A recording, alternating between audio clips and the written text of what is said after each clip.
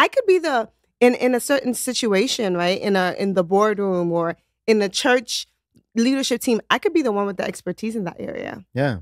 I could be the one that's been a youth pastor for X amount of years. I could be the one decades working with youth in the street and in the church. I could be the one with the answers, but they're not going to ask me because all that pressure is on them to make the decision and get it right. Which is interesting, man. And I appreciate you as a man. I appreciate you saying, like, I actually feel bad because there is that weird pressure of, like, since society is a lot of it is built on the patriarchy and men, that there's that downside to it too, where it's like, yeah, then they get we get all the pressure from that, which we weren't made for, right? Like there is that piece to even in the Word of God, the azer, the partner in that, to carry all that together. I just saw this thing. I need to research a little bit more, but it talks about so often, I think men that you're describing in the church be like, women were taken from our rib, right? This really small rib, and so your whole being came out of this thing. Right. But when you look at the Hebrew word for it, it actually means side. So they thought it just meant rib. But really, when you think about it'd be the same word that they use for side of, like, this side of the door and that side of the door. It's the thing that cuts something in half, right? And you have two sides of the same thing, so there's an equality there that was then created from that, which then affirms, that you're made in the image of God because Adam was made in the image of God, and so there is that, and which is really interesting. And so what I'm hearing from you, one is for men, some of the things we got to wrestle with is, one, we have to wrestle with this idea of superiority.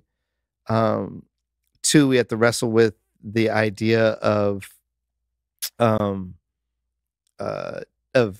carrying it all on our own. Mm-hmm. Like, you don't have to have all the answers. You don't. You actually don't have all the answers. Like, it's not only that you don't have to have it. I don't understand what you're saying right now. It's not only that you don't have to have it, you don't have it at all. Yeah. You don't have all the answers. No one does. Yeah, no, I get that. And that's God's design. In fact, that would save men a lot. Oh my goodness. In our own spiritual walk, if we just continue to come to the fact of, I can't, which is so antithetical to what is placed on us, right? And being like, I am created. So here's the hard thing about this. I am created to provide. I am created to protect. I am created all those things. I think mothers and women and wives carry those things too. But I do think God made us different in some absolutely. Of that. And there's some innate things in me that how men think and how. So I get all that. Mm-hmm. But when you come to Christ, it's the maturity is to go, I can't. Yeah. I can do nothing apart from Him. Yeah. And that brings that humility. And so, I love when this pastor she was my pastor while I was in seminary in New Jersey. She would tell me, because she was the lead pastor of her church, right? Yeah. And she's a church planter. And she would tell me, Len, God is the head of our home.